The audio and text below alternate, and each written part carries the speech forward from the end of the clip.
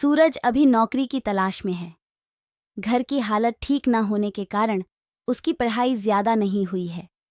पहले वो किसी कपड़े की दुकान में काम करता था, लेकिन दुकान घाटे में होने के कारण मालिक ने उसे नौकरी से निकाल दिया। अब छोटे शहर में उसके लिए कुछ काम ज्यादा है नहीं, तो वो थोड़ा निराश है।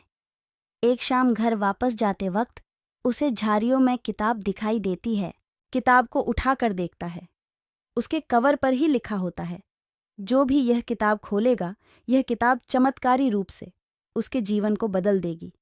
सूरज को पहले तो यकीन नहीं होता है, लेकिन फिर भी वो उसे घर ले जाता है।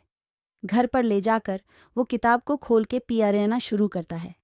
किताब में लिखा होता है, आप गरीबी से परेशान हैं, अमीर बन सकते हैं, और उसे एक लॉटरी की टिकट का नंबर लिखा मिलता है।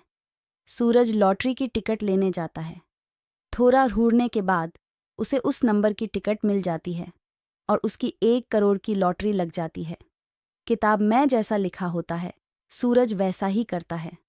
किताब उसे एक बस लेने को कहती है, सूरज वैसा ही करता है। धीरे धीरे किताब की मदद से 1 साल में सूरज की 5 बसें चलने लगती है। सूरज अब करोड़पति बन चुका है। समय ऐसे ही काम कर रहा था। सूरज की इनकम बहुत ज्यादा हो चुकी थी। वह पैसों के नशे में कुछ ज्यादा ही उड़ने लगा था। फिर एक दिन सूरज एक अहम नियम को तोड़ देता है। किताब की शर्त थी कि उसे रोज एक बार खोल के पढ़ा जाए। सूरज पैसों के नशे में एक दिन किताब खोलना भूल जाता है। फिर जब उसके अगले दिन सूरज किताब खोलता है, तो किताब की शर्त ना मानने की वजह से किताब उसे दंड स्वरूप उसकी आधी दौलत दान करने को कहती है, वो भी 2 दिन के भीतर। सूरज को लालच आ जाता है। वो किताब की बात नहीं मानता। उसकी बात ना मानने पर किताब उसे आखिरी चेतावनी देती है और लिखती है कि अगर उसने नहीं किया तो उसकी सारी दौलत बहुत जल्द खत्म हो जाएगी। सूरज को अब गुस्सा आता है।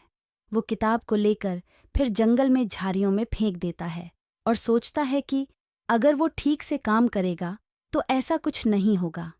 अगर यह किताब मेरे पास नहीं रहेगी तो मुझे इसका कोई भी दंड नहीं देना पड़ेगा, इसलिए मैं इस किताब को यहीं पर फेंक कर वापस अपने काम को ठीक से करूंगा। लेकिन सूरज जो सोचता है, ऐसा कुछ नहीं होता। उसकी एक बस किसी बड़े नेता के घर की दीवार तोड़ देती है। फिर सूरज पुलिस और कचहरी के चक्कर में फंस जाता है। उसे जेल भी हो जाती है। धीरे धीरे किताब ने जो बोला वो होता है। सूरज फिर अपनी पहली सी हालत में लौट आता है। सूरज उस किताब को खोजने फिर जाता है, लेकिन सूरज को वह किताब कहीं भी नहीं मिलती। अब वह अपने सर को पकड़कर बहुत रोता है और बोलता है कि जीवन में हमेशा अपने कार्य को नित्य और नियम से करना चाहिए। आज मैंने मेरे पास जो कुछ था वह सब कुछ खो दिया, लेकिन उसे वो किताब नहीं मिलती। शायद अब वो और किसी का भविष्य बदल रही होंगी। आपको कहानी कैसी लगी कमेंट कर हमें ज़रूर बताएं, लाइक करें और चैनल को सब्सक्राइब करें। धन्यवाद।